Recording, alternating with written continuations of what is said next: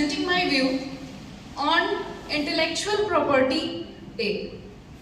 So, intellectual property. Intellectual property क्या होती है?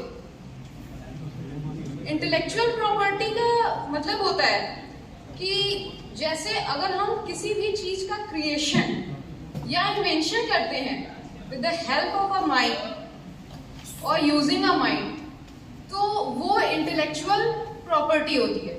जैसे कोई भी ऑब्जेक्ट हमने क्रिएट किया है तो वो हमारी प्रॉपर्टी है. और वर्ल्ड इंटेलेक्चुअल प्रॉपर्टी डे 26 अप्रैल को मनाया जाता है. ये ग्लोबल इवेंट है और जैसा कि हम सब जानते ही हैं कि किसी भी ग्लोबल इवेंट को ऑर्गेनाइज कराने के लिए किसी न किसी ऑर्गेनाइजेशन या एजेंसी का रोल होता है. सो सिमिलरली इसी तरीके से वीपो, world intellectual property organization, organize कराती है इस इवेंट को एवरी ईयर. और हर ईयर का कुछ ना कुछ थीम रहता है. So in this year in 2023 the theme of event is innovation and creation. अच्छा, ये इवेंट 26 अप्रैल को ही क्यों मनाया जाता है? क्योंकि ऐसा होता है कि जो एजेंसी है वो जो हमारी वीपो एजेंसी है वो खुद जो एस्टैब्लिश हुई थी वो 26 अप्रैल को हुई थी. सो 26 अप्रैल 1967 में एस्टैब्लिश हुई थी और सिमिलरली उसी डे पे इसने इस वर्ल्ड इंटेलेक्चुअल प्रॉपर्टी डे को सेलिब्रेट करने का डिसाइड किया. सो ये मनाया क्यों जाता है? इसका मोटिव क्या है? हम क्यों मनाते हैं ये डे? ये डे इसलिए मनाया जाता है कि हम अपनी यूथ पॉपुलेशन को और इनकरेज कर सके कि वो अपना हाई पोटेंशियल दे सके कि और नए नए इनोवेशंस, नए नए क्रिएशंस कर सके, जिसके थ्रू हमारी कंट्री का डेवलपमेंट हो सके.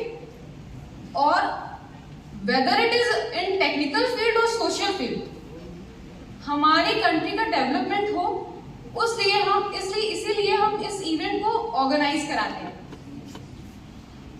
अब हम इस इवेंट को, जैसे इसमें लिखा हुआ है कि इम्पोर्टेंस ऑफ इंटेलेक्चुअल प्रॉपर्टी. सो क्या इम्पोर्टेंस है इंटेलेक्चुअल प्रॉपर्टी की? हमने ये तो जान लिया कि इंटेलेक्चुअल प्रॉपर्टी क्या होती है, बट हमारे इनोवेशन में इसकी क्या इम्पोर्टेंस है वो अब एक बार विजिट करते हैं. सो इंटेलेक्चुअल प्रॉपर्टी की ये इम्पोर्टेंस है कि ये हमारे इनोवेशन, जो यूथ हमारे इनोवेशन कर रहे हैं उसमें ये इम्पोर्टेंस देती है कि वो कैसे, जैसे यूथ का कोई भी एक एग्जाम्पल के थ्रू हम लेते हैं कि यूथ अगर हमारे किसी भी चीज में अपना टाइम दे रहे हैं और हार्डवर्क दे रहे हैं तो वो ये नहीं चाहेंगे कि हमारा हार्डवर्क वेस्ट जाए. सो इसीलिए ये प्रॉपर्टी को वीपो ने इंट्रोड्यूस करा और इस प्रॉपर्टी के थ्रू ये वीपो ने राइट्स दी हैं यूथ को हमारे कि वो अगर कोई भी उन्हें फाइनेंशियली कोई भी प्रॉब्लम होती है कि वो अपने क्रिएशन या इनोवेशन को कंप्लीट नहीं कर पा रहे हैं, या फिर उन्हें कोई जैसे कंपनीज में है तो कंपनीज में अगर ये होता है कि दो कंपनीज के बीच में इम्पोर्टेंस की अगर हम बात करें तो दो कंपनीज के बीच में कंपैरिजन का भी इम्पोर्टेंस होता है कि कैसे दो कंपनीज को, जैसे किसी कंपनी ने इनोवेशन कुछ किया और सेकंड कंपनी ने कुछ इनोवेट किया, तो दो कंपनीज एक दूसरे से कंपेयर करा सकती हैं कि ये इनका इनोवेशन ज़्यादा बेस्ट है या हमारा इनोवेशन ज़्यादा बेस्ट है.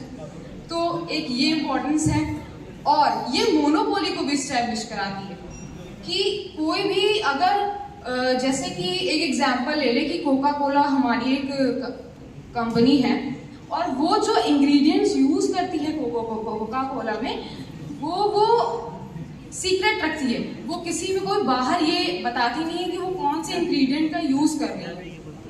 तो वो जो इंग्रेडिएंट्स हैं वो उसके कंपनी के पास जो इंग्रेडिएंट्स है, तो वो उसके जो इंग्रेडिएंट का नाम है वो देती है सीक्रेट इंग्रेडिएंट और सीक्रेट फॉर्मूला। सो इसको कहते हैं कि ट्रेड सीक्रेट। तो इंटेलेक्चुअल प्रॉपर्टी के इम्पोर्टेंस के अंदर एक ये भी टर्म आता है कि इंटेलेक्चुअल प्रॉपर्टी हमें ट्रेड सीक्रेट का राइट देती है। और जो इनोवेशन करने का जो यूथ है, वो जो भी इनोवेशन करता है, तो वो इनोवेशन जो कर रहा है यूथ, उसको ये कॉन्फिडेंट देती है कि उसने जो इनोवेशन किया हुआ है वो